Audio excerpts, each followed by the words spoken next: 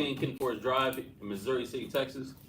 If you're in the Houston or surrounding cities, you are welcome to come by and fellowship with us, partake in class, bring your questions, bring your Bible, bring your Apocrypha. Um, we got other locations. We have another location out in San Antonio. They're 4444 Walsham Road. So if you're in the San Antonio area, you can check them brothers out. 4444 Walsham Road, Suite 201. Their class days and times are the same as ours. We got another branch out in Rochester, New York. Rochester, Zion, and Shaquat hold it down. Their class days and times Tuesday, Thursday, Friday. It start at 8 p.m. though, Eastern Standard Time. Virginia the same. Virginia, they're 26. Well, actually, they just got a new school location, so that is to be announced. But anyways, their class days and time are Tuesday, Thursday, Friday, same as Rochester's, and they start at 8. And again, that's Eastern Standard Time. Again, if you're here in Houston, just want to send out the link. Like I said, for those of you in Houston surrounding areas, come on by. Don't be afraid. We don't bite. We love our people. We're here to promote growth, education, help you grow spiritually, mentally, and also physically. We like brothers and sisters to be healthy too. Healthy mind, healthy body, healthy spirit. So come check us out. We don't bite. We're good people over here. We got other YouTube channels, right? You know we got the pod being with Mashaba. We got that. And then the other YouTube channels, of course, all the cities that I just named. Then the Hidden Truth Bible Show, the Israelite Media Corp, and there's lots of different shorts and man of the day that brothers are coming out with. So check it out. Dr. Zach in Virginia, he's doing a kids YouTube class. Very good. I like the animations. I like the meaning behind it. Very, very good. If you want to make any orders, get you a Friends shirt, some Bible decal on it. Hit up the sisters at Friends Up. There's a monthly subscription you can sign up with. Get a headband, t-shirt, that's still popping. We got Hebrew Academy in Rochester and Virginia every Monday. Here in Houston, we do Hebrew Academy. What else? chosencreation.com. You can check out the woodwork if there's something that you got in mind and you want to bring that to life. Bring it to life. Like this. It's like, man, I always wanted the 10 Commandments in Hebrew, though. When someone had that bright idea and they're like, oh, look, it probably looked like this when Moses came off Mount Sinai. But stone. Anyway, whatever idea you got, shoot it to the brothers at Chosen Creation. He'll bring your idea to life. All right, so you can have that in your house. Again, at chosencreation.com. If you need to reach a priest or teacher, you can reach Priest Kazakia, 757-300-4047, or Priest Patazak at 303-557-8979, or Priest Zion Nala at 346-234-8340. I know I said it all fast, but guess what? It's recorded. It's on YouTube, so you can always rewind. If you want to make any donations, please hit up a priest or teacher, and they'll give you a good number to Zelle or a way to send in those funds. Because Israel is always building, and Israel is always growing. So we're growing and we're building. What's needed? Money. So you can help out in any type of way. Please hit up a priest, and they will give you the information where you can send that money to. All right, that's it for the announcements. Oh, one more. We got sweet ambiance. Y'all like smelling good, looking good, staying clean. So you get your bath bombs, soaps, fragrant oils. Check us out at sweetambiance.com. Check us out on Instagram, sweet_ambiance. All right, and that's it for the announcements. All right, so got a decent class here for y'all. If you can see the title says, Can You Hear God? Can you hear God? And that's what we're gonna go over. Do you hear the voice of the Most High? Do you see or do you recognize when the Most High is speaking to you? And we're gonna go over different instances and circumstances when the Most High is speaking to you. But the Most High he don't speak to you like he spoke to us from Mount Sinai and everything earthquaking and fire and all this terrible events happening because he's speaking to us. He don't speak to us like that anymore. We're gonna bring out some examples of how the Most High speaks to you. And then, are you listening? What? Are you listening to what the Most High has to say? So you can title this sub point, right? This point, men are your messengers.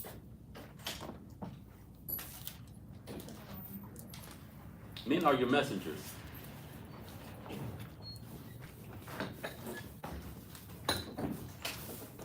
All right, and first scripture we're going to get is 1 Samuel chapter 3 and verse 1. 1 Samuel chapter 3, verse 1. Come on, sis. Oh yeah, we're recording, so yeah, appreciate it. Good catch, Corey. Who got the 1 Samuel? All right. So, if y'all remember this, 1 Samuel, this is when Samuel was called to be a prophet. And we're going to go through this account really quick. Go ahead. 1 Samuel chapter 3, verse 1. And the child Samuel ministered unto the Lord before Eli. And the word of the Lord was precious in those days. Oh, real quick, just how it says Samuel ministered unto the Lord before Eli. How do you minister unto the Lord? I just want to see if y'all know this. You know, it's a little By ministering? by doing for each other. I mean, you're not literally handing put to the Lord like the Most High or Yahweh Shai is right here, and you're literally handing him plates of food or making him garments or doing things for him. So you minister to the Lord by doing for your people. exactly. That's how you minister to the Lord. So it says Samuel was ministering unto the Lord before Elijah. So he was ministering to Elijah. Go ahead. There was no open vision. And it came to pass at that time, when Eli was laid down in his place, and his eyes began to wax dim, Go ahead. that he could not see. And ere the lamp of the Most High went out in the temple of the Lord, where the ark of God was, and Samuel lay down to sleep, that the Lord called Samuel, and he answered, Here am I. And he ran unto Eli and said, Here am I, for thou callest me. He went to who? He ran unto Eli. So Samuel went to Eli. So it's safe to deduct that he heard Eli's voice. He heard Eli's voice, so he's like, oh, look, let me go see what's up. He's like, Samuel. So you get up and run over, oh, I'm here. What's up? You call me? You ever hear someone call you? It was like, oh, yeah. You call me? Yeah, what's up? Oh, no, Yeah. I didn't call you. Oh, you can call me? No.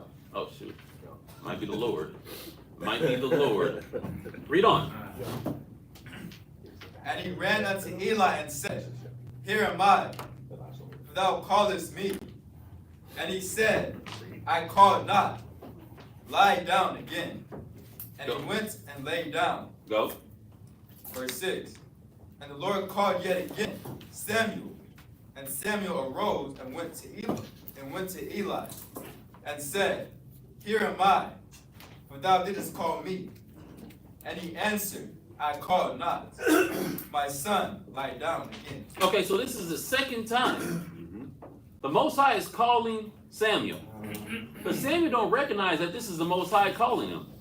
Because he hears Eli's voice.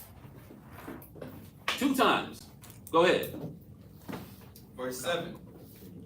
Now Samuel did not yet know the Lord, neither was the word of the Lord yet revealed unto him. And the Lord called Samuel again the third time.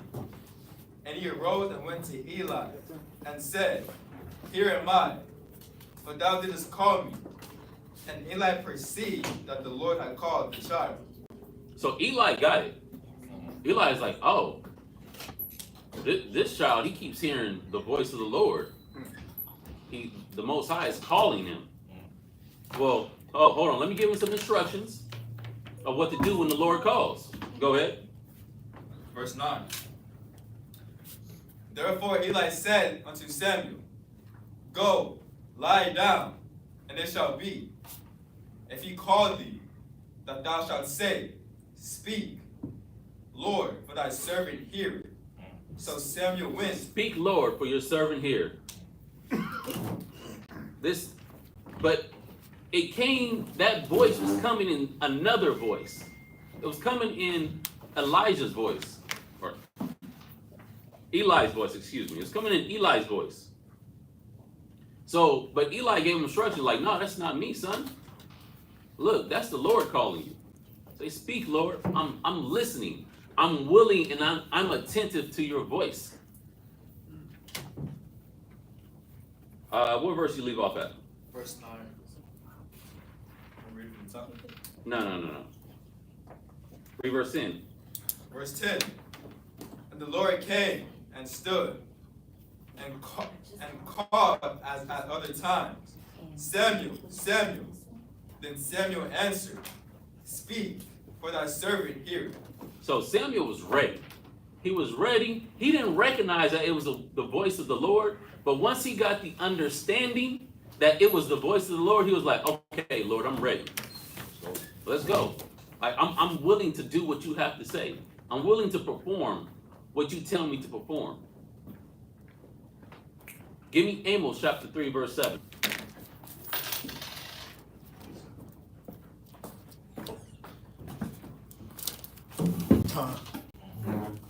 Amos chapter 3, verse 7. Surely the Lord will do nothing, but he revealeth his secret unto his servants the prophets. He revealed it to who? The prophets. The prophets. Samuel was a prophet. He was called to be a prophet. Eli was a prophet. The prophet of old. The Most High spoke to them. All right? But now he speaks to us through prophets. He speaks to us through teachings. He'll speak to us through examples. Give me Job chapter 33 and verse 14. I knew this one was coming. Job chapter 33, verse 14. Uh-huh. For God speaketh once, yet twice, yet man perceiveth it not. Yeah, it's the same thing that happened to Samuel. Most High spoke once, yet twice. Samuel didn't get it. He was a young man. He didn't get how the Most High spoke. He was missing that until he was taught. Now here's the thing. Everybody that comes to class, those of you that are online, you're getting taught. Are you hearing the voice of the Most High? Read on. Verse 15. In a dream. Oh no, that's it on back. Jump down to verse 23. Verse 23. If there be a messenger with him, an interpreter, one among 1,000, to shew unto man his uprightness. So if there's a messenger, if there's a man, a woman, that can tell you like, hey, look, sis, you got to see that this is the Most High dealing with you. This is the Most High. Look, this circumstance that you're going through, this is orchestrated. These events were orchestrated by the Most High. Look, I'm the interpreter for you. Let me give you this wisdom. Let me speak the words to you so that you can understand what's going on in your life right now. Because obviously, these things keep happening to you because you're missing something. What is it that you're missing? Do you consider? You consider your ways? Are you seeing what the Most High is trying to show you through circumstances? Look, I'm speaking the word to you. I'm here telling you, this is the Lord. This is the Most High speaking to you. Give me Numbers chapter 11, verse 29.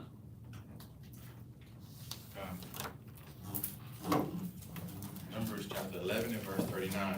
29. 29. Numbers chapter 11 and verse 29. And Moses said unto him, envious thou for my sake? So this is obviously when, y'all remember, this is when the people were riling up against Moses. And he was like, look, I ain't nobody. Like, y'all envious me? It's not like I'm somebody like that. Yeah. Read on. Would God that all slot envious thou for my sake? Uh-huh.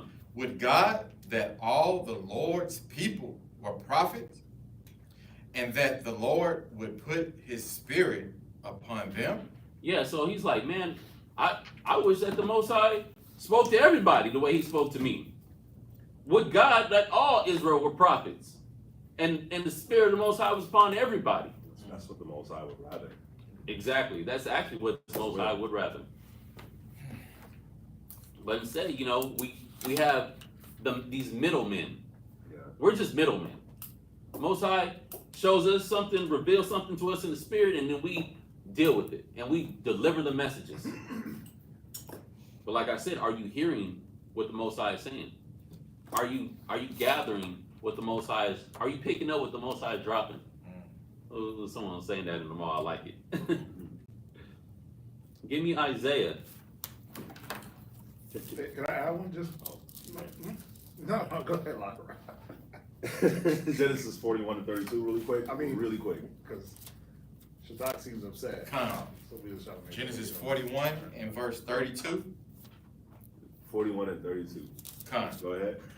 And for that the dream was doubled unto Pharaoh twice. So this is back when Pharaoh was having his dreams, right before Joseph went and interpreted it. So Joseph was telling Pharaoh, because you've had this dream twice now, go ahead. It is because the thing is established by God. And you know, this just goes on to the point that Shabak's been going into is, you know, hearing the Most High's voice. The Most High may bring something to you twice. He may put you in a situation twice. But can you perceive that this is the Most High that's doing this? You know, we should have a fear and an awareness of the Most High whenever something good or something bad happens in our life. If something good happens, then it's like, okay, what have I been doing to get this good favor, this grace from the Most High? If something bad happens, then it's like, okay, what is it that I need to tighten up on? Especially if it happens twice. If it happens twice, you know, it's important to consider where the Most High's hand is in this, because like the scripture says, man, because it happened twice, it's established by the Most High. Finish it up. And God will shortly bring it to pass. Yeah, and the Most High didn't make that pass with Pharaoh. You got some questions? Job, go to Job 26, 14.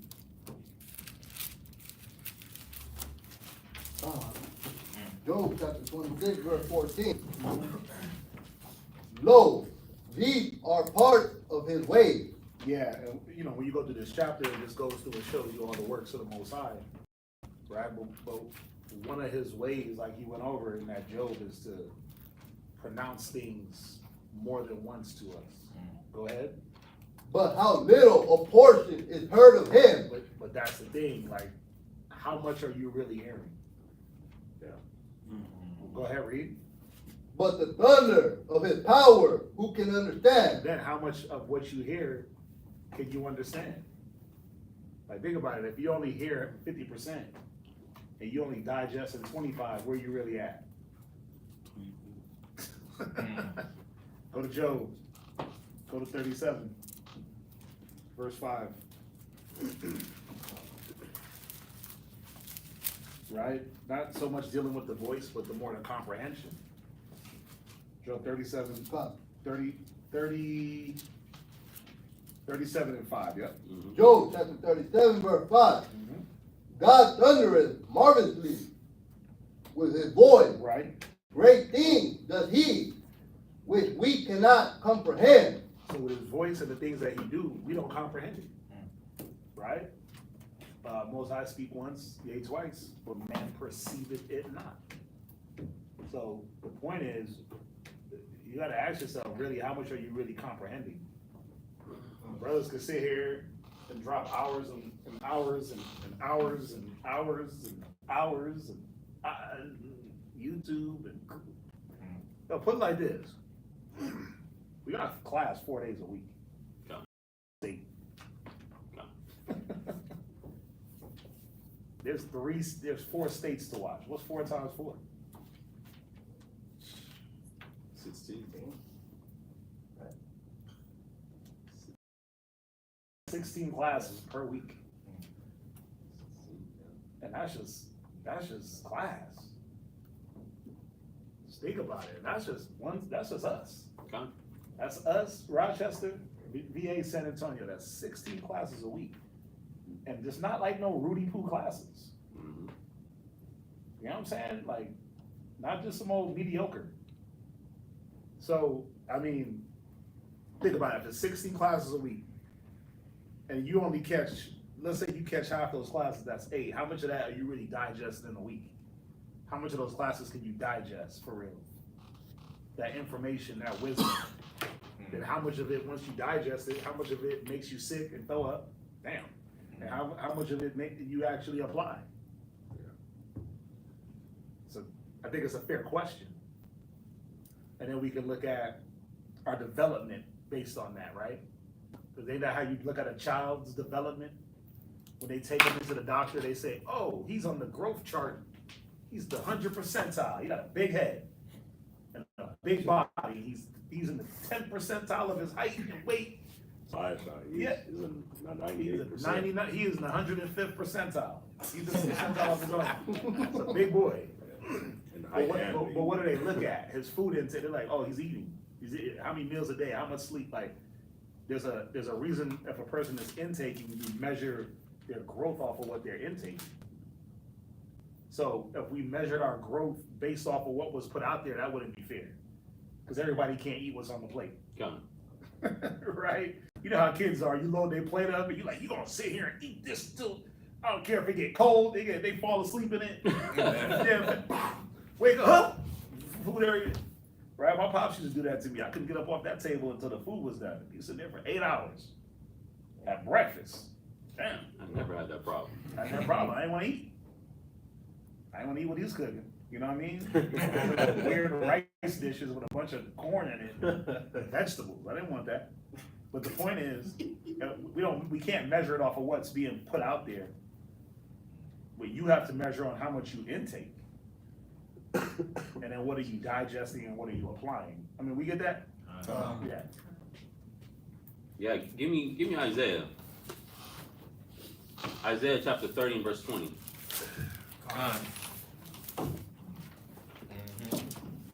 Isaiah chapter. And again, this hits on exactly what Quatazat was just talking about. All these classes, all these different phenomenal teachers. Because guess what? Class isn't just when we're online. And those of you that are here, you know that. Class isn't just when we're in class. Classes, you get class when you call a brother up. You get class when you pull up to a brother's house. You get class when you hanging out. You're getting some type of wisdom, understanding, and knowledge just from being around brothers. Read that. Isaiah chapter 30, verse 20. And though the Lord give you the bread of adversity and the water of affliction, yet shall not thy teachers be removed into a corner. Yes. So your teachers are not going to disappear just because you're going through it. Just because you have your ups and downs, don't mean the teacher the Most High is gonna remove that middleman that he placed in your life out the way. Or not because they're going through it. Or not because they're going through it, yeah. We forget that teachers going through it too. Yeah. Not because they're going through it that they're gonna be removed. That's not an excuse no more. Mm-hmm. Right? That, oh, I'm catching hell, so you know what? I gotta disappear into the back cave and regroup. Nah, I gotta regroup right in front of you. Me and Gabar was just talking about that. I gotta deal with my problems right in front of y'all. You got to deal with his problems right in front of y'all. And guess what? You know that one smile where your lips quivering? You're like trying to force out the smile, but it's like you force out the smile. That get out. The smoke in my eyes. Got that get out. This is that one. It's like, why is that brother laugh crying? Why is he laughing and tearing up? I'm just so joyful for the word, brother. Mm-hmm. It's that bitterness, that sweetness in the mouth and that bitterness in the belly that, as teachers, you're not going to see us disappear because it's bitter now. Right? We uphold many and it hit. No. We got to sit here and grin and bear it to your faces. Mm-hmm. Watch, read it. Go ahead. Read on. Anymore, but thine eyes shall see thy teachers, and You see them what? Go ahead. thy ears Mm-hmm. shall hear a word behind thee, Go ahead. saying, this is the way. Did you read the bread of affliction? Yeah, he read that already. Read that again. Sorry, verse 20. From the top. Isaiah chapter 30, verse 20, Uh-huh. from the top. Uh-huh. And thou, the Lord, give you, Then though the Salah, and though the Lord give you right. the bread of adversity. So do teachers not get the bread of adversity and the waters of affliction, or they just exempt to their teachers?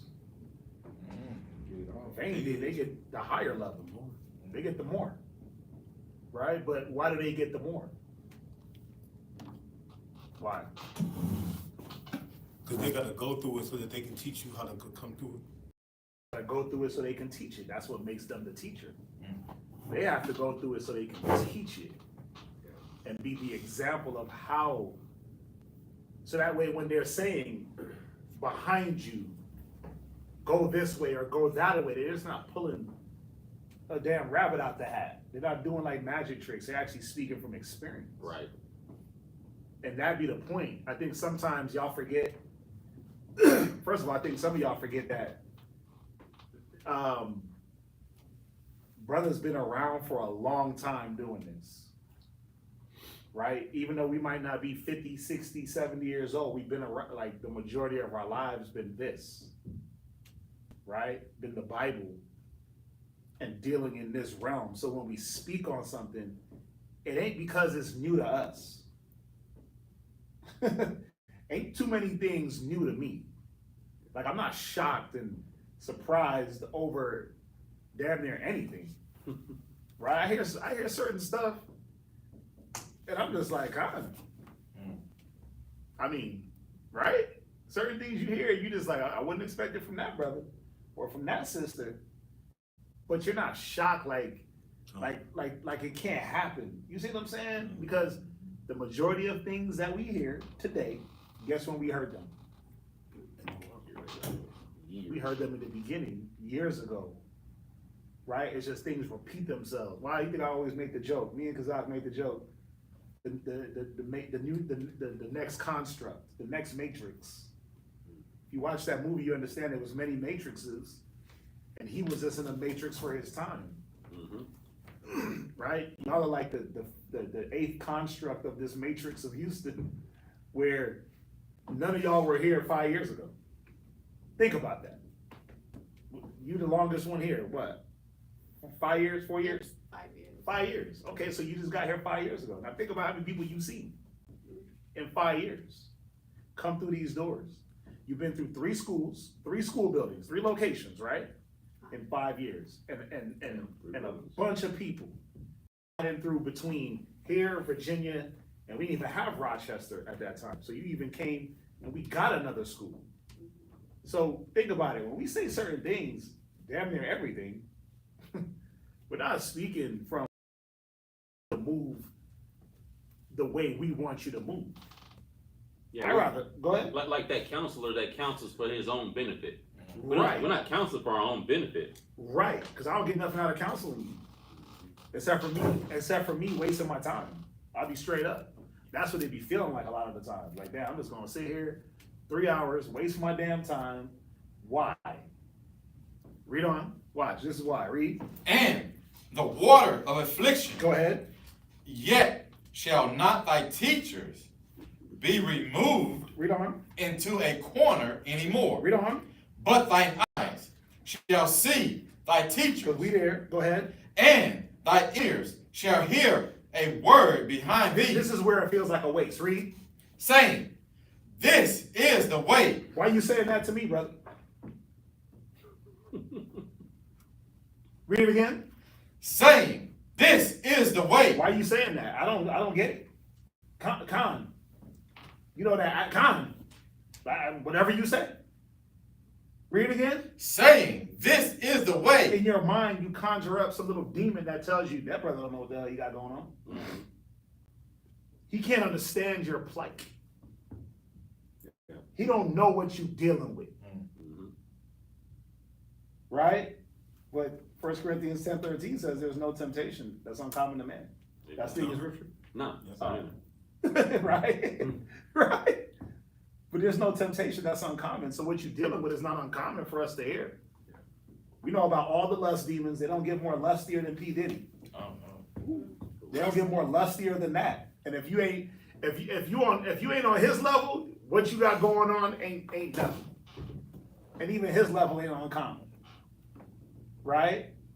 Even his level ain't uncommon. So we heard about the lust, we know about the greed, we know about the envy, we know about the hatred, we know about the grudging that brothers and sisters got. We know about all that. Right? We've dealt with all that. We've worked through situations and came to good results dealing with those situations. How come we don't get the benefit of the doubt? As teachers that also have to sit here with you and drink the same water and eat the same bread. We don't get the advantage. We're actually at a disadvantage. We don't get the same outs that y'all get for y'all's problems. There's not always a readiness of a counselor for us if we always counseling. If Kazakia is always counseling somebody and Zion's always on the phone counseling, brother, who am I? Ooh. I gotta wait. I got problems. I got issues. I need to talk. I need to alleviate stress. Mm-hmm. But if they busy, guess what I gotta do? Okay, well, let's go into the mental Rolodex of every scripture I know. Let me jog my memory back to why I'm doing this. Let me go back to this. Let me go back to that. Let me remember this. Let me remember my covenant. Let me remember my oath. I gotta be for me what brothers are for me, but they can't do it in that time. If that makes sense. I gotta maintain my own spirit. Yep. If that makes sense. That's the one advantage I have. That's the one advantage as a teacher you have. You got all the cheat material. Right? You got all the lesson codes. Right? So I can tap into a lesson I'm like, nah, I know what the scriptures say. I know it say this. I read the Bible enough to know it says this. Let me go find it. Let me remember this. Let me remember that. Where the student might be at a disadvantage because you don't have all the material, which is fine. That's why you come to the teacher. But that's our only advantage. We just read more. That's why Moses. Mm-hmm. That's why Moses said it in the numbers. Y'all envy me, like I'm here to I'm able to tell y'all and show y'all, but who's showing me? Like I got to go to the Most High, and y'all didn't want to go to the Most High. I'm the middleman. And what if Most High ain't talking to me right now? I gotta wait for the word. Yep. Exactly. Go ahead. Watch from there. Give me Ecclesiasticus chapter 6 and verse 6. And I don't want nobody to think real quick. Let me just say this disclaimer. I don't want nobody to think that we're saying or that because I'm the one saying this. Leave them out of it. I'm saying this. But I don't want nobody to think that, Father Zop's up here bitching and acting like we a waste of his time. Nah, that's not what those of y'all online. I'm not saying that. I'm saying it's a waste of time when you don't apply it. Yeah, Or when you literally call me. You literally call me and ask you what to do, and I tell you that you do the total opposite. That is wild. And me, I don't like telling people what to do. I usually say, well, these are the options. But in certain, I'm like, yo, just do that. That makes more sense. Concert. Hang up, and then it's like text message 5 minutes later. She didn't do that. Huh? He didn't do that. Huh? Especially after if it's a 2-3 hour conversation. Yeah, we didn't have 3-hour counsel. Then you hit me on the side in the back chat. Then you hit me on the text. And you made a separate phone call. to get some advice. I give you the advice and you just don't even do it. Like for me, that's the waste. When you don't use the words, that's the words, the experience, the Bible, the knowledge that's coming out of brothers' mouths. Because we're not coming from a place of insincerity. We're not coming from a place of deception. We're not coming from a place of trying to say, hey, go here and lead you into a pit. Mm-hmm. Right? I think that brothers, I know for a fact, brothers have fought, even for some of y'all's relationships, harder than you have. Straight up. Yeah.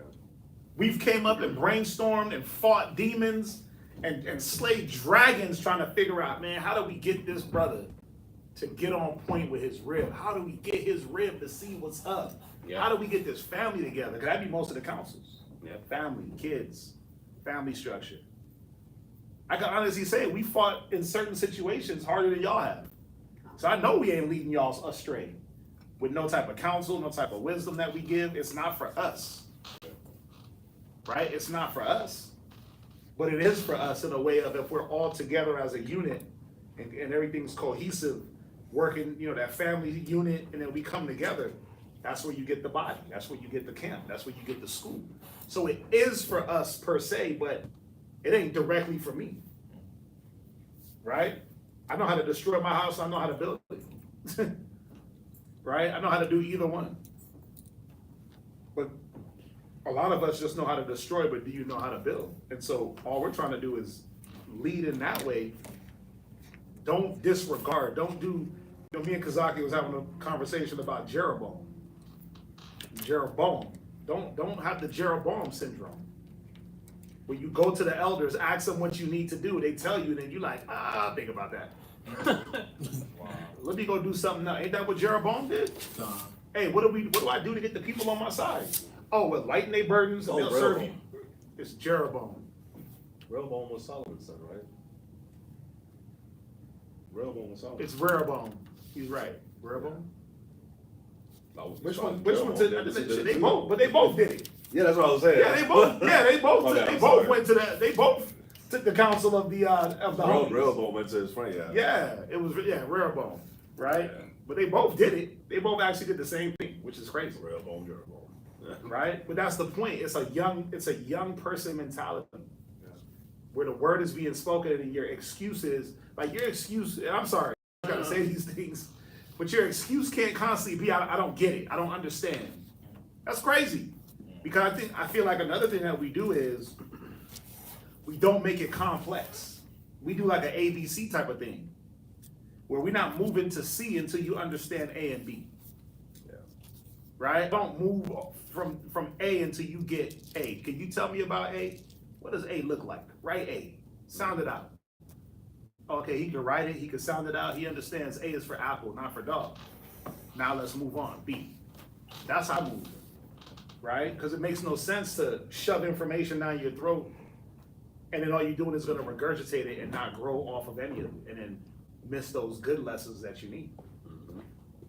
Right? So I feel like we also make it very plain. And someone correct me if I'm wrong. I feel like we make it very plain and we take our time with the lessons, with the counsels, with the edification, with the talks. Like we take our time, not trying to rush through it just to get you out of our way. I'm busy. I mean, do we do that?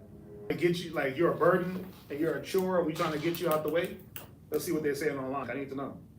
If that's the case, we'll slow it down. We'll take more time with you. Man, I found it gross. I'm one say y'all are standing in the gap. Yeah. But brothers got to really know what that means to stand in the breach, to stand in the gap. That means you're ready to take the brunt force of what somebody else deserves. That means you're ready to stand up to that full hit of what somebody knowing that, you know what, they can't handle it. And it's one thing to stand in the gap, but it's another thing to do it in a way that the person you're standing up for can understand. And I pray that y'all be understanding at the end of the day when we sit there for 2-3 hours. And I'm saying, I don't want nobody to feel like, oh, he's saying that we a waste of time. Get in your feelings, and all of a sudden I get phone. What is up? Was talking bad. This ain't for my class. It's his class. He turned me up. Right? Listen, he was all turned up. Right? But I gotta say it because that's when it becomes a waste. When you throw the words, right? When you cast them over your shoulders and shut your ears, like the scriptures say we always have done, that's when the people start to waste themselves. So just keep that in mind. I'm not saying that y'all are a waste or that is, wasting our time. This is what we're supposed to be doing. We just want to make sure that as leaders and as teachers, we're condescending to where y'all are at, and y'all are trying to allow us to pull you up from where you're at mentally, spiritually, physically, economically, right? Because that's what we're supposed to be doing for each other. It's not just read the Bible together, kumbaya, sing songs, go home. We're supposed to be pulling each other out of financial situations, economics, health-wise, right? Look, y'all seen the text with the sister, Abadiah with the health, right? We're supposed to be able to come to that aid, but even before that all pops off, we should be looking out for each other's health, right? We should be looking out for each other's spirit. It shouldn't take damn near halfway to the surgery room for us to care. Yeah. We should be caring. We should always be caring. You know what I'm saying? So I just wanted to say that. Some quarters upset and all that. He was like, the counseling isn't for our sake, but then again, it kind of is, because Most High judges us as a nation, right? So in order for us to move and grow and progress forward, we all have to move together. Like, we can't just Quatazop go full speed ahead and then accomplish all the things of the world and Kwam Yashala by himself. He need Yashala to Kwam Yashala with. He can't just Kwam him. Kwam Yashala is crazy. And there's one thing that there was a manager that I had in the world a long time ago, and the manager, he called me into his office, and he was like, "Hey, let me talk to you for a bit." I'm like, "Hey, what's going on?" He was like, "Are you okay?" I'm like, "Yeah, I'm good." He's like, "No, you're not. What's going on?" He was like, "I need you to be good, because if you're not good, we're not gonna be good." And he just laid it out like that. He's like, "The company's not gonna do good if you're not doing good." And I was like, "Well, finances on this and that." And he was like, "Okay, let's sit down and talk about it. Okay, this is an issue. Well, I'm gonna help you make more money. Look, I'm gonna help you save money." Got out a piece of paper, pen. Sorry. Oh, how much you pay for this? How much you pay for that? Sorry, right now all my finances. And I'm like, "Well," and I also give money to my dad. He's like, "You're gonna have to stop that."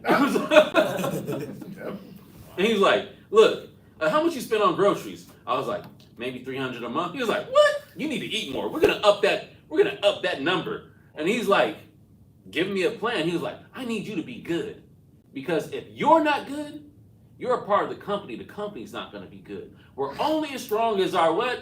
Weakest link. Weakest link." And that's why we counsel. That's why we talk to people. That's why we go through the motions. That's why the Most High is so loving and so gracious to put the Spirit on brothers to reach out to you, to talk with you. Give me Ecclesiastes 6:6. I got that. I got something else. What you got? I was talking about. That's Zechariah chapter 7 and verse 11 and Read it. 12. But they refused to hearken and pulled away the shoulder and stopped their ears that they should not hear. Verse 12.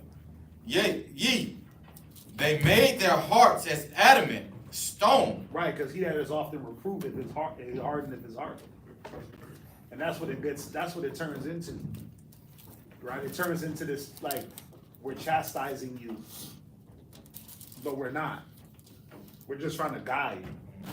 And we're trying to hold ourselves accountable as men of the faith, of men of the word, men of the cloth, right? We're trying to hold ourselves accountable. And so it comes off when the information is not received. When you don't want to hear something, after a while it comes off as a chastisement. It comes off as a badgering. as a berating.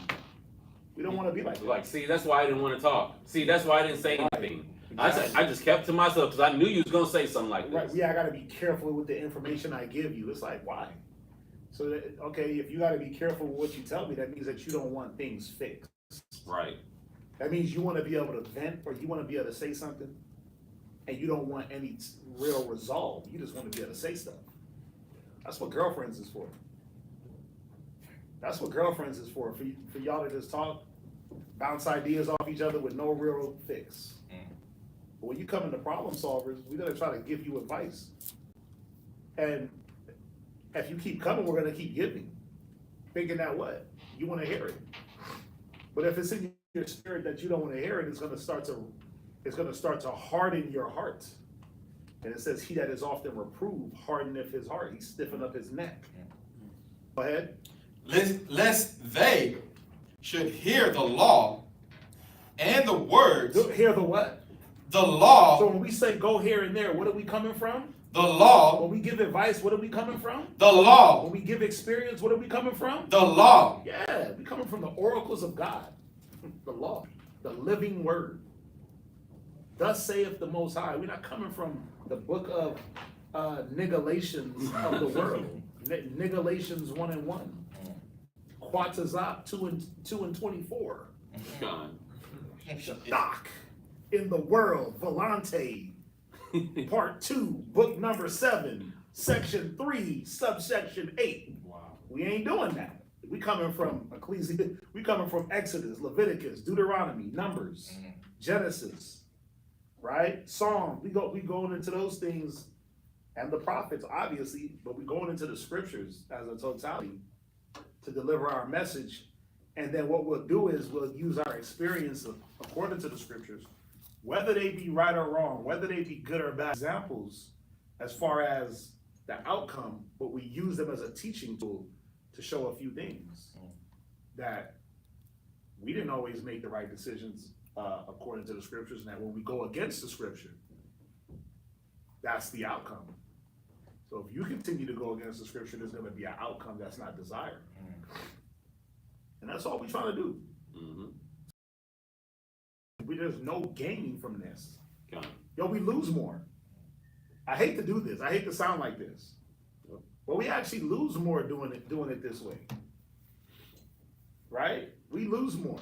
It's just like those Levitical priests that had to go sit up at the temple and minister at the temple. They had no inheritance. They didn't have the ability to fend for themselves. We literally forfeit the ability to fend for ourselves, where everyone else has that ability. Right? But we're not complaining. I'm not complaining. No. Right? We're just showing you that there's a plight in our psyche behind that also. Because it's like, damn, we've given so much. We've literally put our lives on hold to live this life. And when I say put our lives on hold, the carnal man, obviously, which we all should be doing, but we're taking a greater step and really putting ourselves in a crosshair where every single thing we do is scrutinized. You damned if you do, you damned if you don't. It's a catch-22. All the carnal acronyms, right? Yeah. It's like you do something, why'd you do that? You didn't do something, why'd you do that? Damn if you do, damn Like, if you don't. golly, like if I don't say something, you mad. But if I say something, it's too harsh. It's too this, it's too that. Like, so we gotta always try to thread this needle and walk this crazy thin, damn floss tightrope. It's like a tightrope of floss that we gotta walk on with damn size 12 feet. Brothers got size 15s, gotta walk on floss. Tightroping through life. Trying to balance this thing out to make sure that we don't offend. Mm-hmm. Because we know more than other people. Because we know more than you.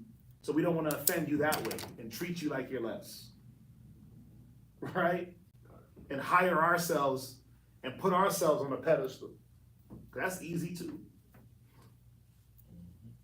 So don't let it go to, don't be the one where you have to in 5 years say, damn, I wish I would have listened.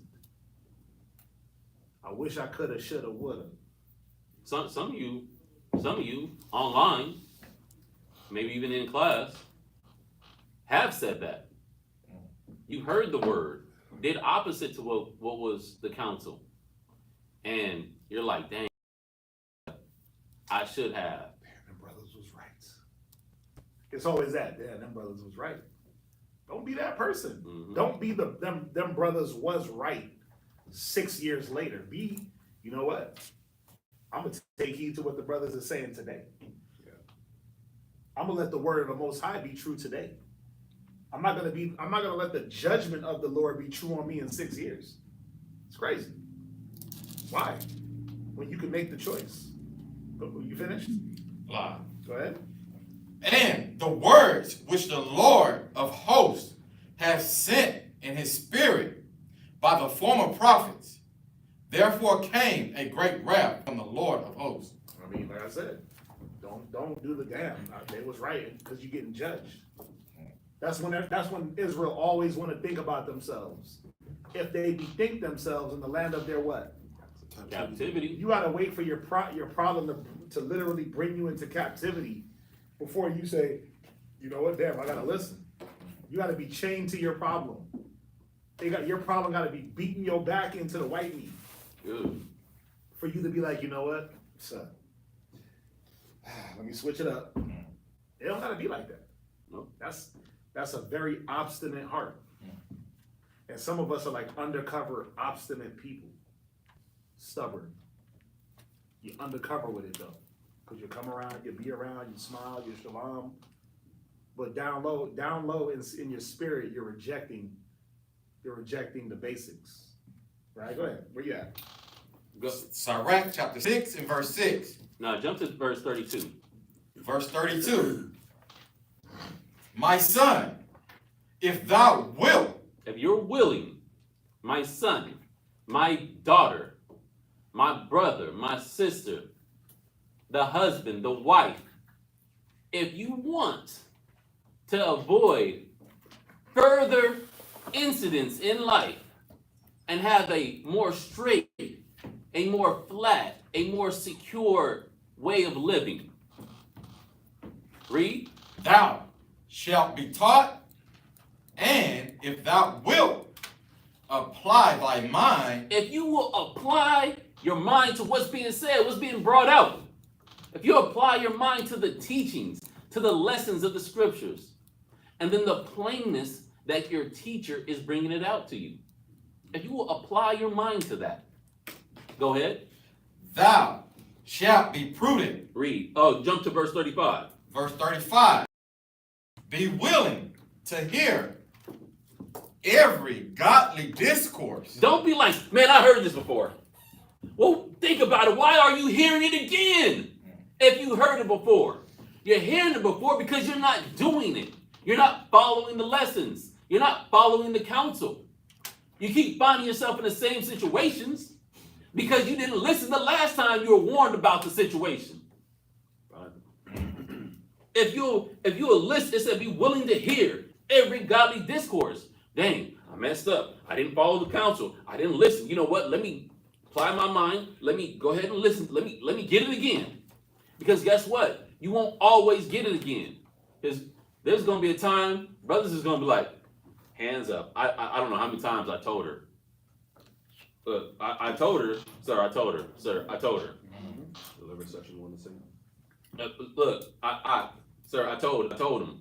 We talked about it several times. We spent hours on the road talking about it. We spent many of hours, arm in arm, locked together, and we talked about it. Many car rides and pillow talks and Late night talks, burrito truck runs. many talks.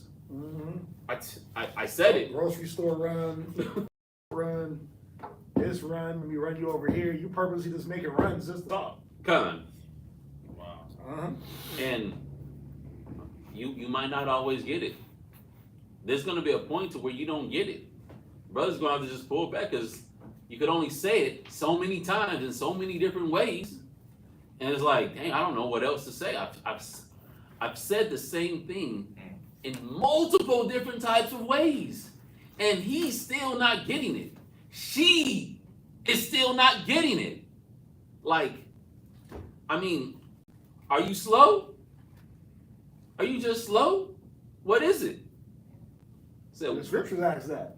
yeah, don't the Bible ask that? Are you slow? it does. It does.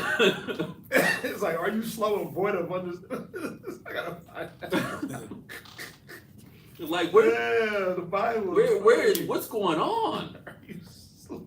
Like, sometimes I feel like Yeah. a brother or a sister will like glory in being hard-headed.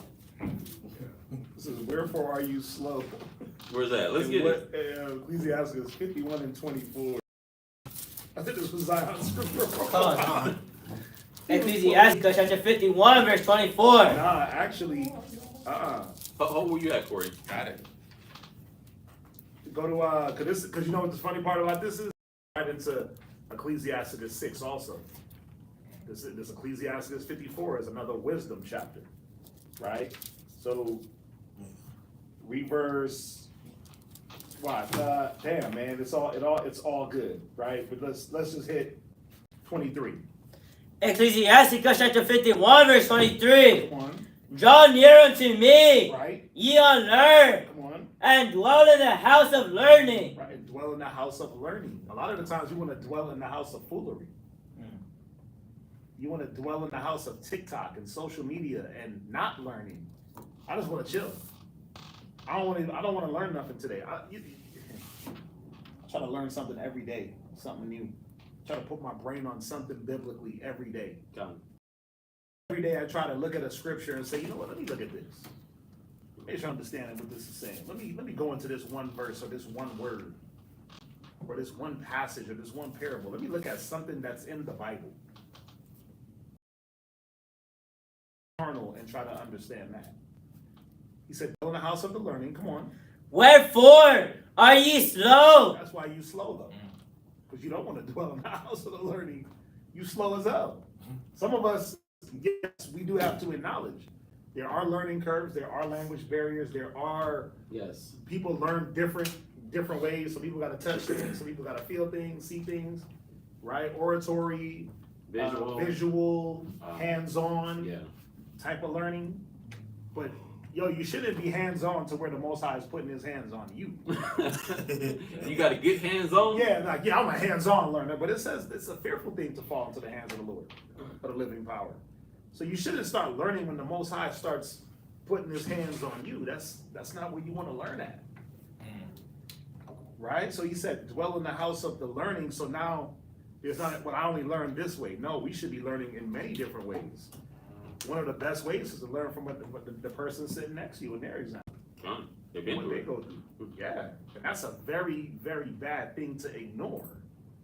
Is how the Most High is dealing with someone else based on how they deal with the Most High. It's a very good example of what happens if you deal with the Most High in the same way. More than likely, you'll get the same chastisements or the same blessings. Go ahead.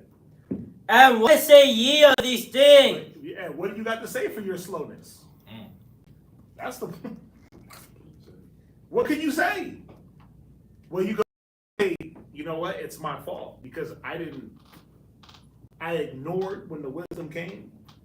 I shut my ears, I turned the shoulder, I turned up the volume on the music, I drowned out the wisdom. I gave myself to things that wasn't conducive to building my spirit and edification. Right? I did all those things. So what can you say really? What can we say? Fight harder, sis. Fight harder, brother. Yeah, that's all we can really say. We can't beat you. We can't fight you into being spiritual. Don't want to. And we don't want to. Like, yeah, we don't damn body slam you into being spiritual. Somebody at the door. It's like, nah, we ain't gonna do all that. We just gonna have to sit back and let your learning curve happen. Read on. Seeing your souls are very thirsty. But that's the point. You don't even see that you're thirsty. We can see it. Right? Was that it? Come on, we can get back. Unless you want more on that. No. Ah, man, it goes crazy. But it's right. You got it. If you want to touch it, you can touch it or you can jump back. But it's the same. It says the same. It's saying the same thing. Right? Con. Yeah, it's a good chapter. This goes right with Ecclesiastes 6, just so y'all know. So when you get a chance, you can link it. Yep. Jump back to Ecclesiastes 6 and 35. Ecclesiastes chapter 6 and verse 35 from the top. Be willing to hear every godly discord, and let not the parables of understanding escape thee. Don't let the teachings escape. Don't let don't have that slip between the cup and the lip. Like, where did the understanding get missed if it was right there in your face? Where did understanding get missed if we're walking you through it? A, B, C, D. Like, how? There should be no way. Don't let it pass you by. Give me 2nd Ezra chapter 14 and verse 34.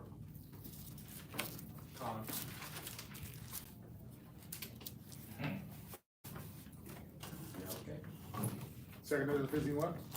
14 and verse 34. Go ahead. 2nd Ezra chapter 14 and verse 34.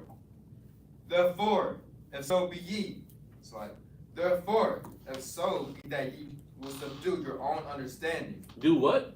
Subdue your own understanding. My brothers and sisters don't want to do what's counseled, what's instructed, because you have your own understanding of doing things. You have your own way of doing things. You've done things a certain way 30, 40, 50 years, however long you've been on this earth before coming into the truth. You have your own ways and your own methods. You are the sum of your best choices today.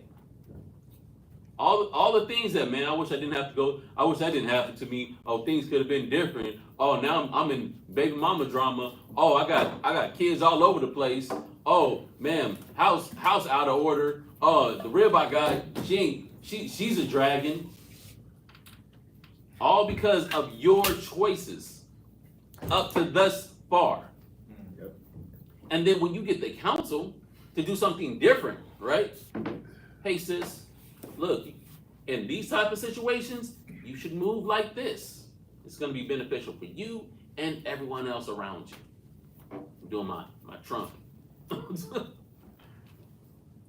Right?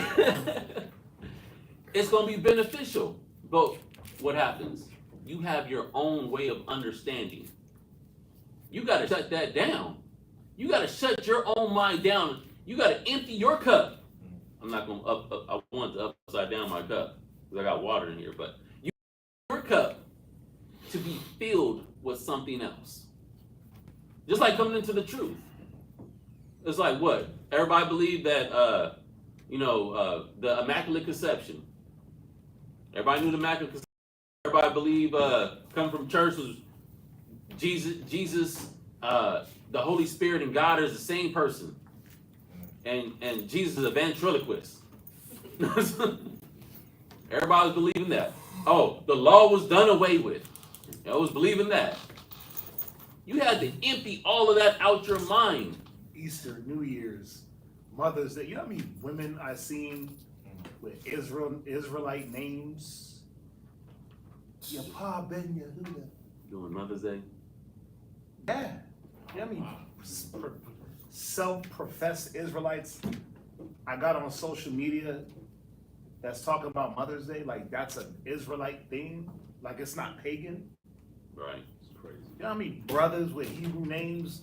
Levi ben Yehuda. Levi ben Yisrael. Honoring my queen. You know how many of them is going to be trying to fiend for Father's Day next month, whenever it is? I didn't even know it was Mother's Day until the day. I think it was like literally the day. I'm like, on Facebook, I'm like, what the hell's going on with all these balloons? I'm like, oh, Mother's Day? Damn. That's how I do too. Flowers and all that. Yeah, I'm like, oh, it's Mother's Day. Okay, cool. But then it's just sad because you see all these head wrap, fringe wearing people or literally celebrating because they're trying to take what he's saying. You didn't empty your cup out. The knowledge of the world was supposed to be poured out at the door so that the knowledge of the Most High in Christ could renew that cup. You're the cup. You're the cup.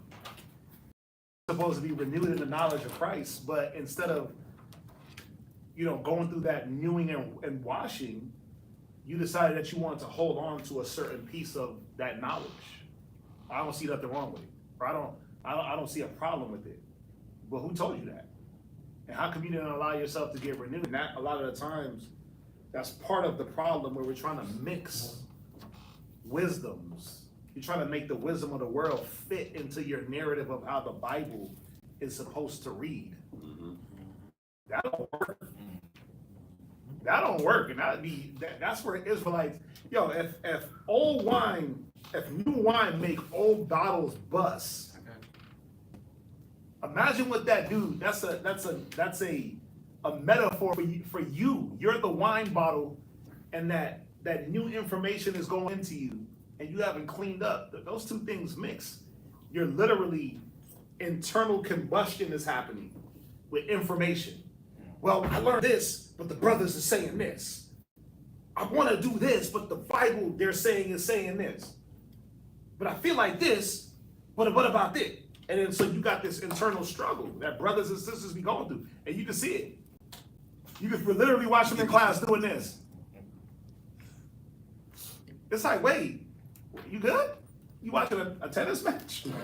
No, it's you going back and forth with the devil and the angel, and he's whispering, and you like, yeah. And then the angel comes and says, nah, brother, that's wrong. You're like, oh. And then the devil's like, yeah, no, don't worry about that. That nigga's in all white. He's tripping. And then you like, yeah. And then he comes back like, but he's evil and he's wicked. And you're like, oh. Don't let him in. Yeah, don't let him in. Right? We all have sin, though. We all have sin, right? We all have sin. Yeah, but then what you're doing is you're negotiating within your conscience. You're negotiating now against the word. Mm-hmm. And we listen. We know what that feels like. I think each one of us know what that feels like to negotiate yourself against the word of the Most High and put yourself first. Put how you feel first. But it's all because I didn't do the thing that the scriptures say. The principal thing was to be taught again. Empty out that cup. Get rid of that old information. And then be renewed in the knowledge of Christ. Right? And he gives the parables of the wine, old bottles, old patch on a new on an old garment. It's going to rent. The bottles are going to break. You're going to lose your damn mind. Mm-hmm. Where you at? You know what I hate? Yep. I hate them that hate you. I hate. Well, I just didn't grow up doing that. Or I hate hearing. Well, this is how me and my family do it. What? Don't nobody give a damn about how your family did it. How you grew up. You're supposed to empty that. You're supposed to put on the new ways. You're supposed to be the new man, new woman. I don't care how you grew up. Yes, I do. I care. Everybody got a backstory. But that backstory shouldn't still be coming back up. It shouldn't be the front story too. The fore story. You gotta put the past behind you. Be the new man. Be the new woman. Let me calm him down real quick. Yeah. Right? Let me sympathize with y'all. Let me do it in this way. We understand y'all. We get it. But on some real, you know what the problem is? One of the most hurtful things that a person could go through is to be taught something, and then someone else comes along and tells them that it's wrong. Like you've been taught something your whole life, and especially it's coming from your immediate family. My mama taught me that. My granny and them sat with me, and we did Easter, and she painted eggs with me and put the little bunny rabbit nose on me. My granny and my grandpa did that. And what they did was they forged these damn forfeit memories into you based off of Christmas, New Year's, Thanksgiving. holidays, Thanksgiving. They forge things in your head using these false premises, and then here comes these damn black Hebrew Israelites, these angry Negroes, telling me how wicked Christmas is and how wicked this is and how wicked Mother's Day and Father's Day and Easter and Valentine's. Not my Valentine's. They can't see why it's wicked. Right? Well, they can't see it because it wasn't in their minds. it wasn't started in wickedness. Because why would grandma give me something wicked? Mm-hmm. Why would my mom and my father and my mama and my daddy, why would my family, my immediate family, the people that raised me, the people that birthed me, the people that looked out for they looked out for my well-being, they clothed me, they put me in a house, they put up with my crap. Why would they teach me wickedness? And that's the conundrum. It's our word, the Most High's word against them. But you got all the memories with them. Mm-hmm. You got all the good times with them. I don't know you niggas. Those That's are how some of y'all feel. those are my real. That's my real sister. Yeah. That's my real brother. That's my brother. We blood brothers. Mhm. That's them. That's them, and you ain't like us. Type mind, right? So we get it. We sympathize with it, right? But guess what? Have we not been there? For sure. Yeah. We've all been there. That's the thing. We've all been there where we had to sit back and evaluate. Okay, yeah, I get it. Mom's taught me that. But what was mom's taught? Pops taught me that. But what was Pops taught? Why was he taught that? Where did that come from? What does the word of the Most High say? Damn, it is wicked. Damn, it is off. Damn, it is not a part of the culture. It's not a part of the heritage. Who's right? Who's wrong? Who do I listen to? Who got me here? Who got me through? Like, you gotta rationalize all those thoughts, right? I know it'd be tough because then you got a brother barreling down your back, or you got a husband barreling down your back. Get it right, sis. Get in order. Get in line. You're like, damn. I'm just trying to really figure this thing out. And we want you to figure it out, right? We want brothers and sisters to succeed. That's the point, right? I think we want y'all to succeed so much. That's why we come down hard and come down aggressive, right? Only because we want the best for our people. What's that? So like, I was kind of having this conversation with my sister on Mother's Day. And one of the things she asked me was, well, why can't, like, since it's not, it's for your mom, like, it's still good, like, why can't we just do it? Why can't we do both? Yeah, like, why can't we, and I was trying to explain to her, like, you know, you can't take that crooked thing and make it straight. Yep, that's But it. how would you explain that? Like, how would you really just, like, break that down to somebody, like, and get them to understand that whole mindset of, It's like what you said. You can't, because of your own reason, take something that is meant for one thing, and just because you want to, you're gonna repurpose it. It's like saying, well, you know what? I know that this DVD player. And some of y'all know what DVD players is. You know, I know this fork is made for eating with, right? But I'm gonna use it for a whole different purpose. Now, you might be able to repurpose it for something else, right? But what was its original use, and what was its best use, and what was it created for? So just because you can find a different way to use it doesn't mean that it's correct. It's like, and then is there, again, like something like the holidays? Well, you know, it's Jesus's birthday, Christmas, and you're like, oh, okay, well, who said that? Oh, well, you know, at my church, and then you gotta go through the rationalization of actual facts. Well, can we rationalize the facts? Is there facts on that? Right, so certain things you can rationalize that way, and then certain things you gotta look at the logic behind it, right? And just say, well, that's not made for that, right? Just like homosexuality. A man wasn't made for a man, but people make it work. They make it work, but then there's something that they can never do. Have children, the natural way. So that's how you know it don't work, because the end result, the totality of what I'm able to do with my wife, two men can't do, two women can't do. And you gotta show them through that rationale. There's many ways to attack it, but you did it right.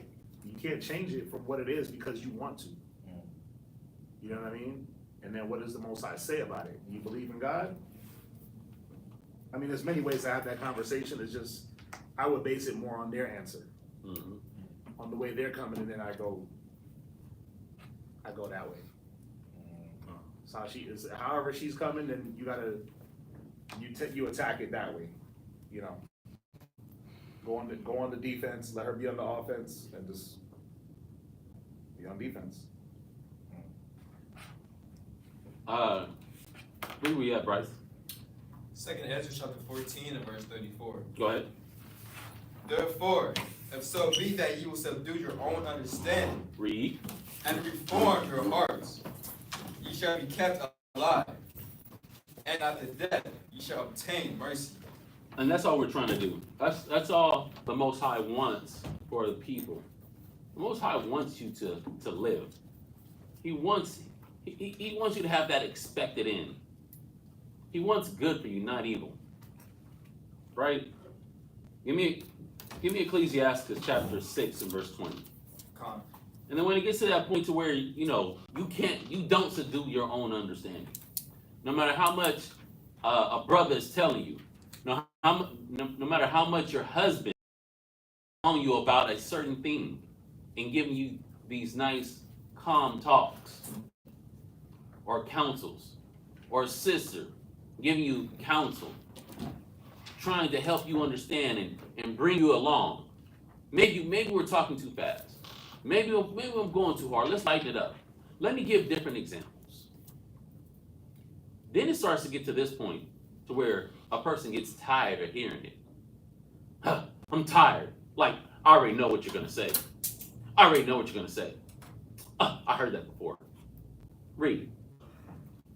Ecclesiastes chapter 6 verse 20. Go ahead.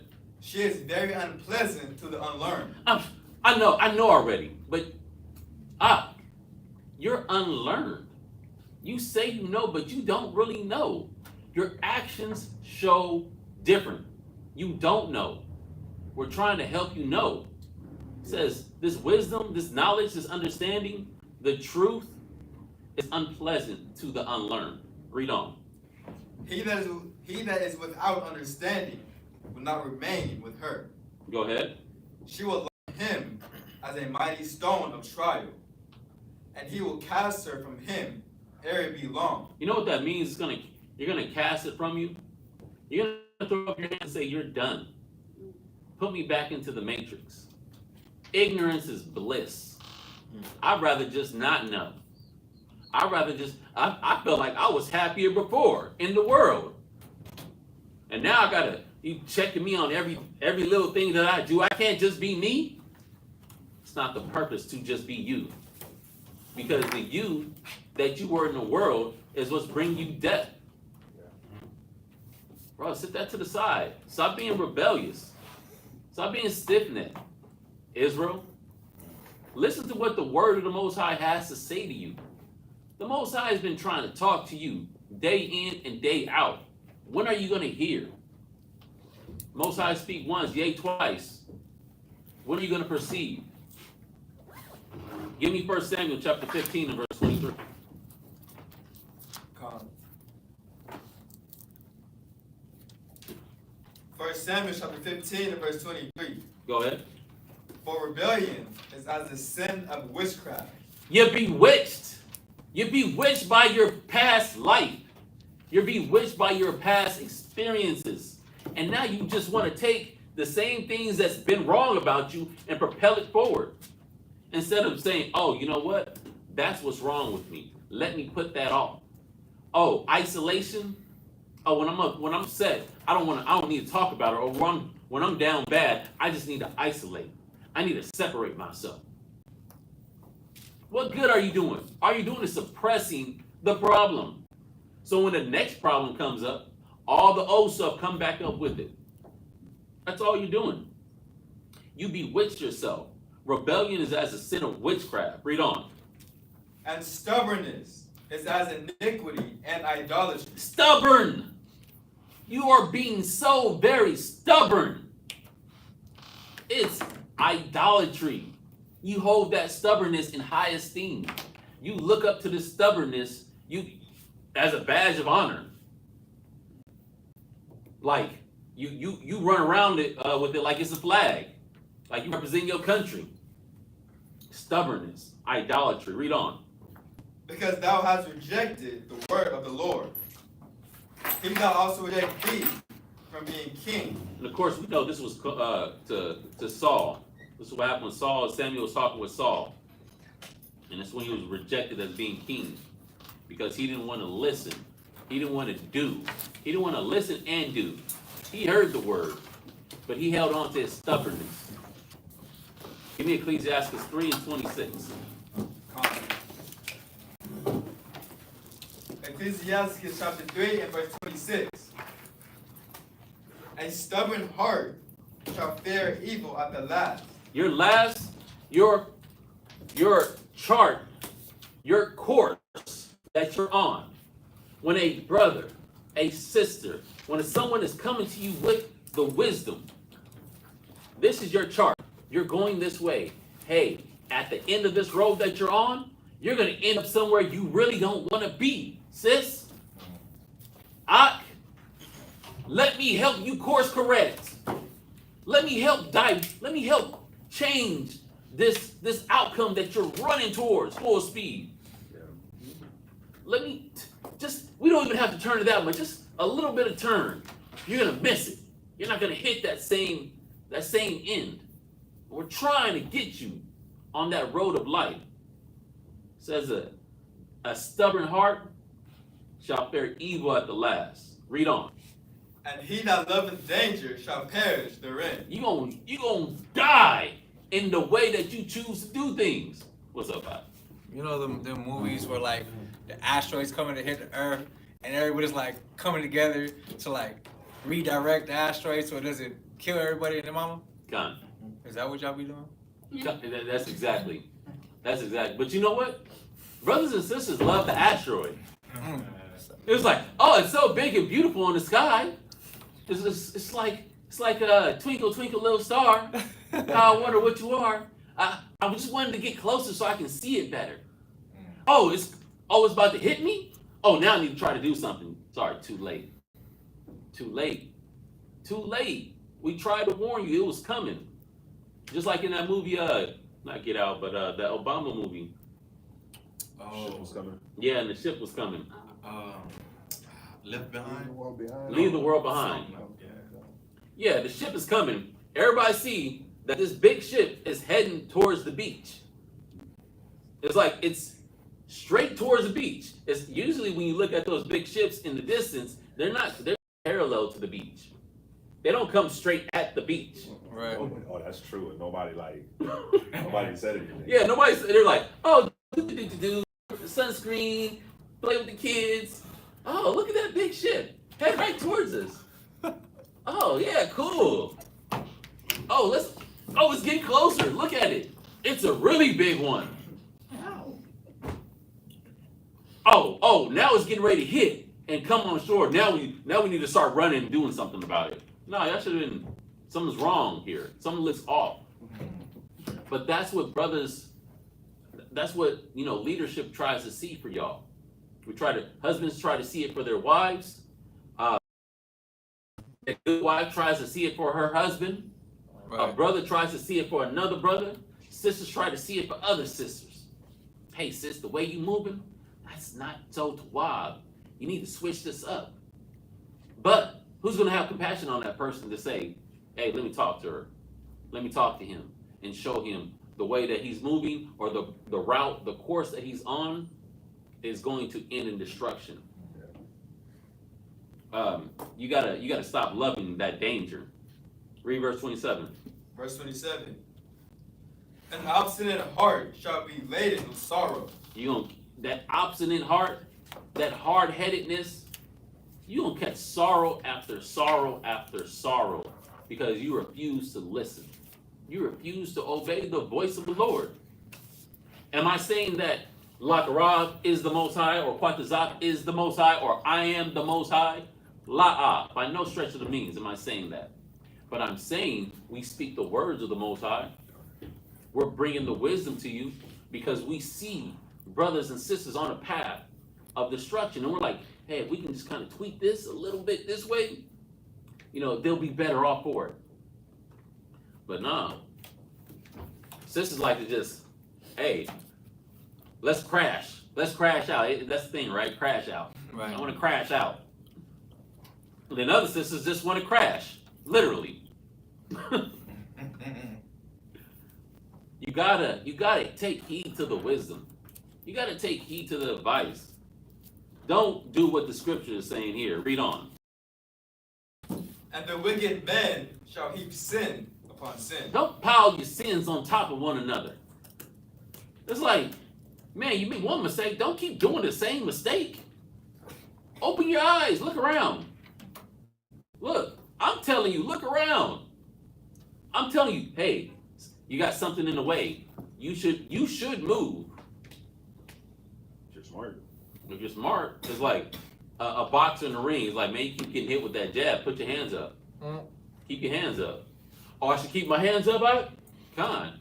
Next round, keep your hands up. And then counter. Okay. Instead of doing like this, you go in like this. Man, it ain't working. It ain't even that. You're boxing like you're Roy Jones. Oh, hands down. Or it's like, yeah, your hands just down, hands behind your back. Yeah. It's like it's not working. Bro, it don't work. It doesn't work at all. And it's not just a brother thing, it's a sister thing too. Sisters be just as hard-headed as brothers. And it can be it's very disappointing for someone to glory in their hard-headedness. It's very disappointing. Very disheartening. It's like, you mean to tell me that all this time you were just acting like you was gonna do what we said? You mean all this time, sis, that you were just kind of playing that you wanted to obey your husband, but you really don't? And that's why you're in this situation? It's disheartening. Give me Proverbs chapter 13 and verse 15.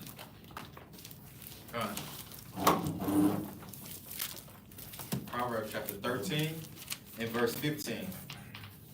God, Salak, good understanding giveth favor. So what's the favor from the good understanding? When a brother or sister gives you that good word, that good instruction, drops that scripture on you, give you some wisdom according to their experiences to help you avoid a crash, to help you avoid a dangerous situation that you would prefer to not have been in, it gives you favor because you don't end up being in that bad situation. Because why? You listen and you apply. Read on. But the way of transgressors. The way of who? Transgressors. The way of the one that don't want to listen. The way of the one that's hard-headed. The way of the ones that was running around on Mother's Day doing things they weren't supposed to be doing. Like Quadrasab said, he's seen it all on Facebook. The way of transgressor is what? It's hard. It's hard. It's hard to continue to deal with hard situation after hard situation, even though you were forewarned all the time. Brothers get forewarned. Sisters get forewarned. Look, God, if you keep doing this, this is gonna happen. You gotta stop this. You gotta switch this up. Because if you don't, and there's no audible in the person that you're telling them to audible to switch it up. And you know what's so crazy about it? When you have this stubborn mind, this obstinate heart, it's like it telling them. It can come from Lakarab, it can come from me, it can come from Quadrasab, hell, it can come from Lashabar, it can come from Elijah, it can come from anybody else. They still are not going to hear you because they're so hard-headed and stubborn. You can show them right here. Look, it says right here, book, chapter, verse, in the word. Oh, okay, Khan, I got, you're right, and then don't listen or do anything that the Bible said. Your kid can tell you, hey, mommy, shouldn't you do this? Daddy says do it like this, but you're not doing it the way Daddy said to do it. You can hear any kind. Look, somebody come. Your great ancestors can come from the grave and give you the message, and you still won't listen. if you're being obstinate, if you're having that hard-headedness, if you're stubborn, you still won't listen. That's what I was saying earlier. Brothers and scholars sometimes is like, just sit back and, all right, you do you, Op. You do you, sis. Like, I love you, but I just gotta let you feel it. I'll let you make your mistakes. And, just to say, to show you that even if someone from the dead was to tell this person, this hard-headed person, yeah, I got it. Stealing my scripture. No, he's trying to steal my scripture. I was actually trying to steal it. Give me Luke chapter 16 and verse 28. Right there. God, as soon as you said that first part, I was like, I don't know.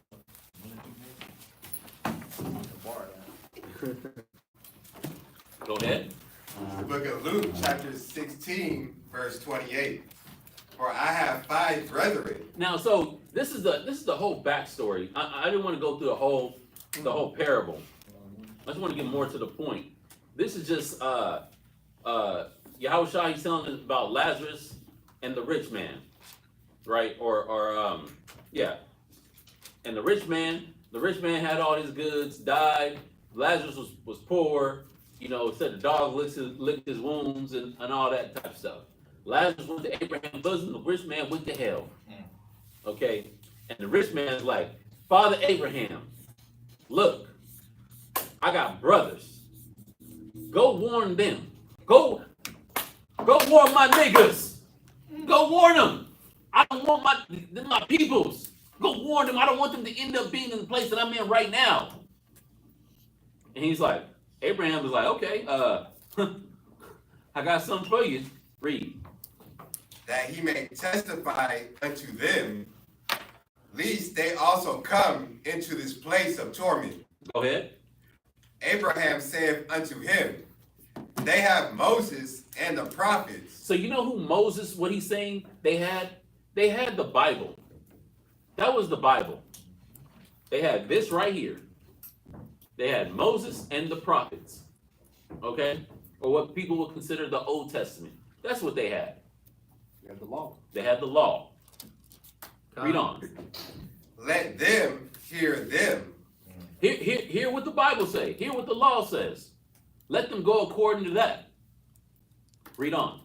And he said, Nay, Father Abraham, but if one went unto them from the dead, they will repent. Oh, but if some miraculous sign came to them, they would change their mind. Just like that one king was like, when the prophet said, hey, go wash in the Jordan, you'll be clean. You're like, what? Naaman Elijah. Yeah, what? You ain't gonna come do something miraculous? They want something miraculous to happen. He's telling Abraham, like, no, someone from the dead came, they would surely listen to that. But we're dealing with some hard-headed, stubborn people here. When you hard-headed and you so stuck in your way and you don't want to listen, you don't have no meekness about you to listen and to change. Let's see what Abraham says to this. Read on. And he said unto him, if they hear not Moses and the prophets, neither will they be persuaded through one rose from the dead. Though one rose from the dead. So it wouldn't matter. It wouldn't matter even if something miraculous happened or someone that came from the dead, they still wouldn't listen. Brothers and sisters, you can't be like this. You can't let this obstinate, stubborn heart overtake you. Don't keep yourself in the curses. The whole point of the truth is what? To come out of the curses. To come back together as a nation and to remove these curses, to reverse the curse. Let the curses be on the nations instead of on us.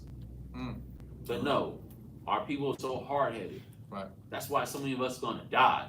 Yeah. We gotta die. Look, we don't want that. There's no pleasure in the death of our people. But some people, it's just gonna happen because they're hard-headed. They're stiff-necked, they're rebellious, they don't want to listen. Or they show a false humility and they want to act like they're listening. Khan, come. But they do something counter to what the advice said, to what the wisdom said, to what the scriptures verbatim said. It's a stubborn mind, a stubborn heart. Look, I got a definition for stubborn.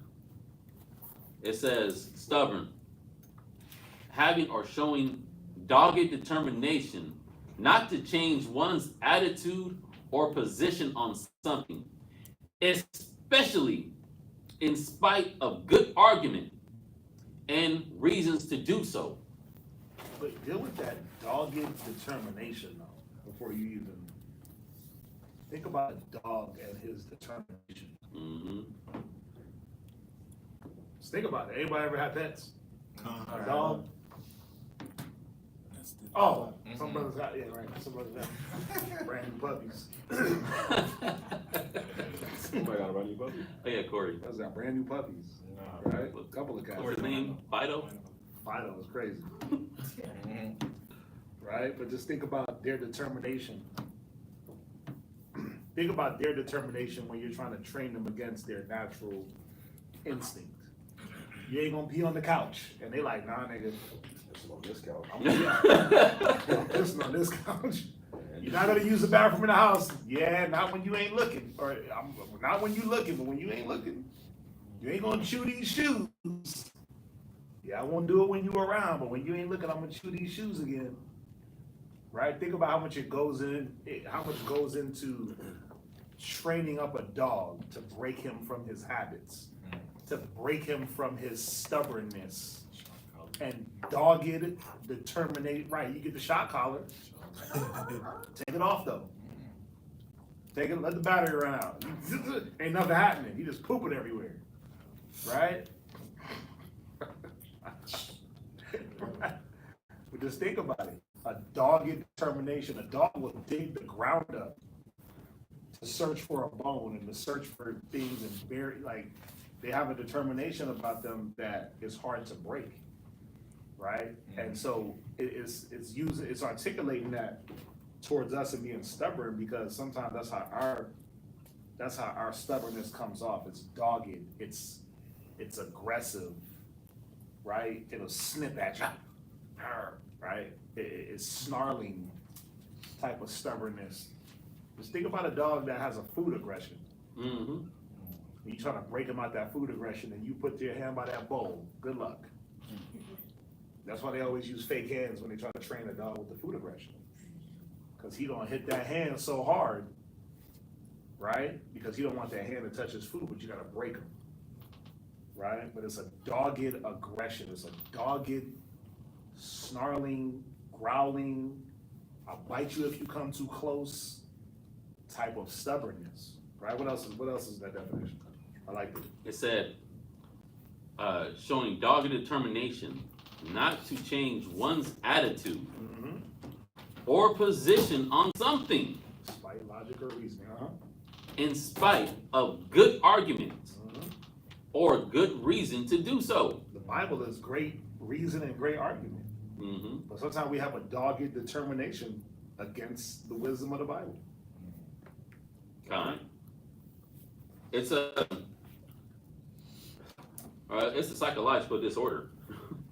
Honestly, you want that mindset is so cemented in the person's brain that they refuse to be malleable. That's stubbornness.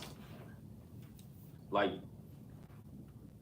a reason that someone would be stubborn, like I had articulated earlier. I just grew up this way. They identify with their stubbornness. This is just me. This is all I know. Is that the truth?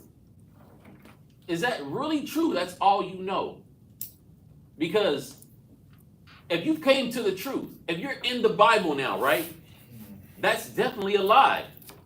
That's not, the way you were is not all that you know. You now know something different. You just refuse to do something different now. On the same path. But now you're doing it holding the Bible.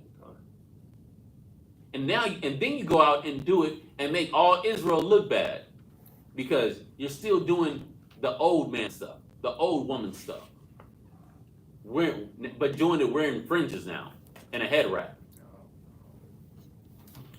You're making the word of God blaspheme among the Gentiles, as the scriptures say, because of your stubbornness. You're refusing to change. You want to have an outward look. You want to sound powerful. You want to look good, but you don't want to change on the inside. Don't nobody care about what the outside looks like if the inside hasn't changed. Yahweh Shah was getting on the Pharisees about that, right? Y'all remember?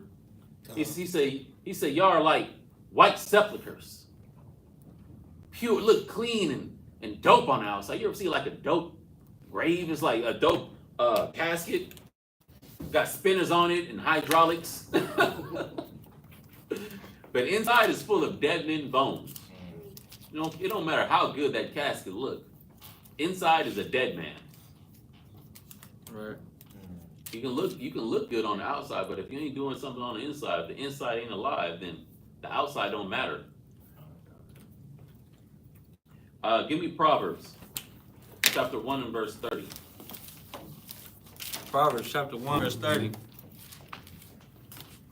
They would none of my counsel. They despised all my reproof. Therefore shall they eat of the fruit of their own way. The Most High is going to let you eat the fruit of your own way. If you're used to crashing out, and that's what you do when you going through it, instead of counseling and following the wisdom, you crash out. Well, shoot, go ahead and crash out. Most High gonna let you crash out. He gonna let you have your way and do whatever you want to do. Do whatever you feel like you need to do. Rejoice in thy heart, O young man. But the Most High will take you into judgment for it. For all those things, you will be brought into judgment. Mm-hmm. You won't escape. Read on. Yeah. Slap, what was it? 1 and 30. Slap. There were none of my counsel. They despised all my reproof. Go ahead. Therefore shall they eat of the fruit of their own way. Devices. Read. For the turning away of the simple. Of the who? Of the simple. So a stubborn, hard-headed, obstinate person is a simple person. Someone that doesn't want to follow sound reasoning and sound logic is a simple man, is a simple woman. How long, ye simple ones, will ye love simplicity? That's just further up in the chapter, the same chapter we're in. What, 22, right? Chapter 1. Yeah, chapter 1, verse 22. Okay. Yeah. It's a little up in the chapter. How long are you going to stay simple-minded? Look, if you just don't know and you don't have understanding, it's okay. Someone can tell you. You can get the learning. But when you get the learning, sis, and you just go counter, or you act as though you never heard, or you act like you heard, you got it, but then your actions show that you really just don't want to apply it. You want to fall back on, oh, well, this is what my mama taught me. This is what my daddy taught me. Or this is what I taught myself. This is what I taught myself. This is what I learned from my own life experiences. It said it's turning away of the simple. Will do what? Shall slay them. Go ahead. And the prosperity of fools shall destroy them. You know what that prosperity of fools is? Worked for me before. Yeah. I did that and it worked out.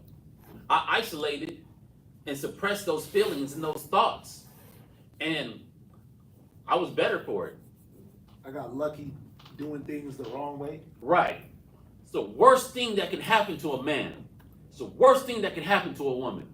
When you get lucky, Or have success. when you have success doing things the wrong way. Mm-hmm. Oh, that's so dangerous. That's from the pits of hell. Because Satan can bless you too. Satan he was like, oh, look, I'm gonna drop this blessing on him. He did it all wrong, and I'm gonna bless him for it. You're gonna fight. You're gonna fight not to do it like that ever again. But yeah, You're gonna feel like you did it that was the right way. It worked out because I followed my own mind and my own understanding. says your prosperity is going to destroy you. The prosperity of a fool will destroy you. It's when you have that stubbornness. Men, women, brothers, sisters, even kids. Kids get the stubbornness too. But what does the law say about someone that's stubborn? How are we supposed to deal with someone according to the law that's stubborn? Stone Yeah. You know what I mean? Do say that. Give me Ecclesiasticus chapter 30 and verse 12. We're going to start right here first. Con. Ecclesiasticus chapter 30 verse 12.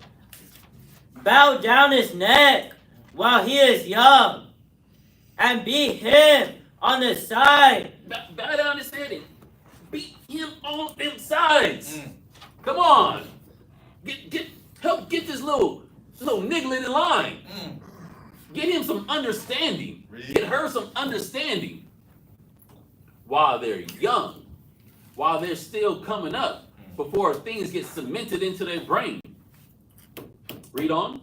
While he is a child, lest he wax stubborn. Lest he wax what? Stubborn. Read. And be disobedient unto thee. And so bring sorrow to thine heart. And guess what? It said a child, but this can be a adult too. And a man or a woman. You get you a rib, and you're not teaching her, you're not showing her, and then she start waxing stubborn and getting disobedient. Who pays for that? The husband. Hey, I need to talk to you because your rib. Oh, excuse me, sir. Your rib. Hey, excuse me, sir. I was having a conversation with your rib, and it's like, oh, here we go. Like, anytime you hear your rib, it's like, or, hey, every time this brother comes around, he's this brother, the brother. Man, I don't know how many I've talked to him about it. It's like we've had these combos, we went through it step by step. Like, I don't know what else I can do, what else I can say. You start feeling that sorrow because you're dealing with adult children that have been stubborn and refuse to have a heart of flesh. They want to keep that heart of stone. Even though you're trying to teach, even though you're trying to go through the lessons and give understanding, give clarity, show them how their past experiences and their past success was the wrong way to achieve success.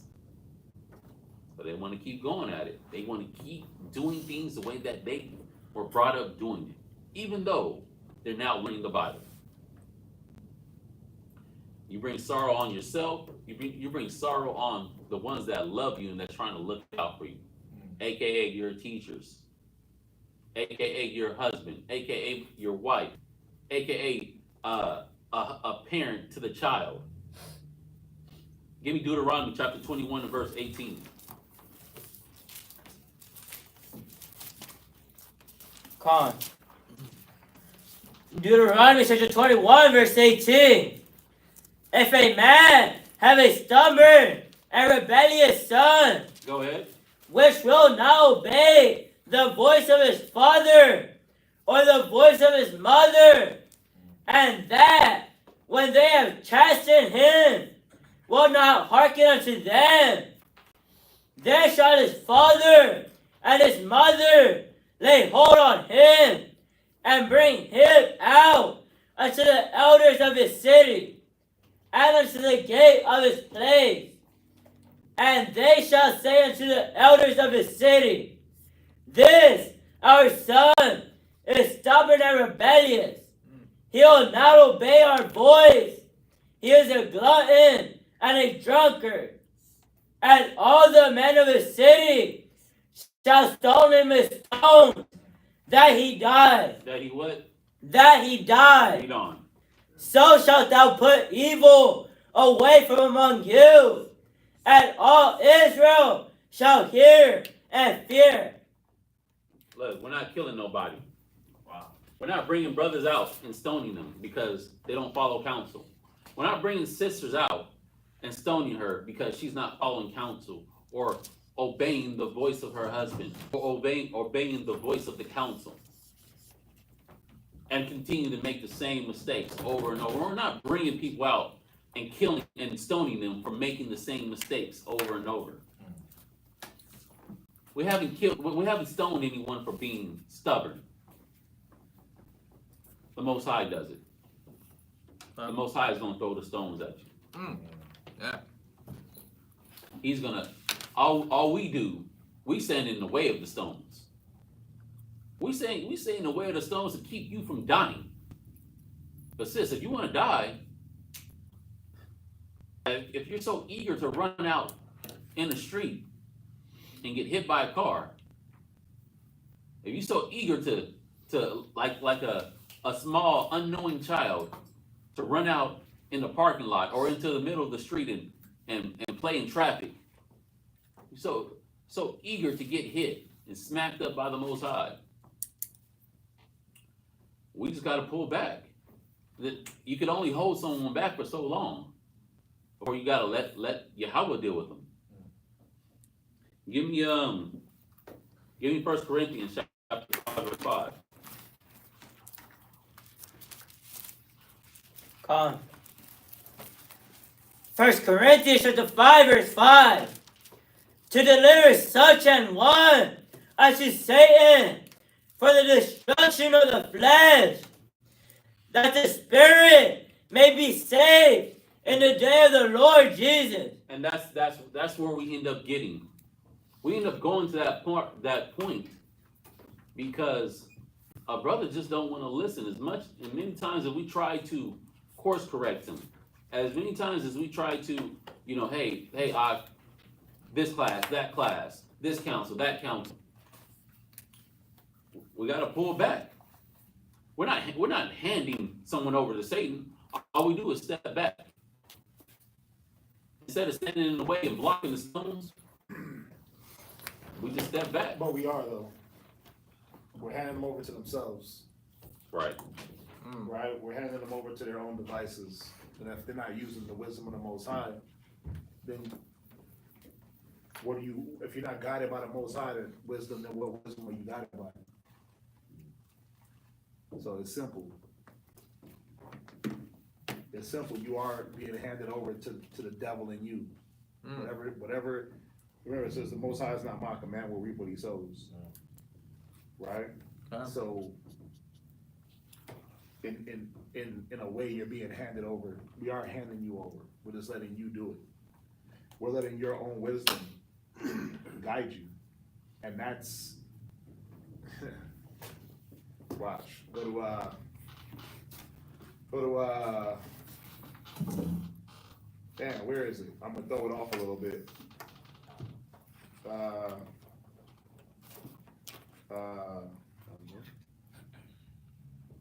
It's this wisdom not descended not from above. But it's earthly. Yeah, it's Corinthians, right? What is it?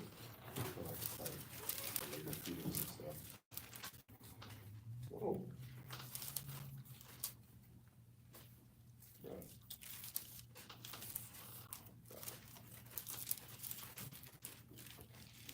You know what I'm talking about?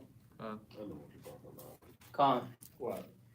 James chapter 3 verse 15. Oh, James. Okay. Go ahead. James chapter 3 verse 15. But you gotta read up. Go ahead, read it.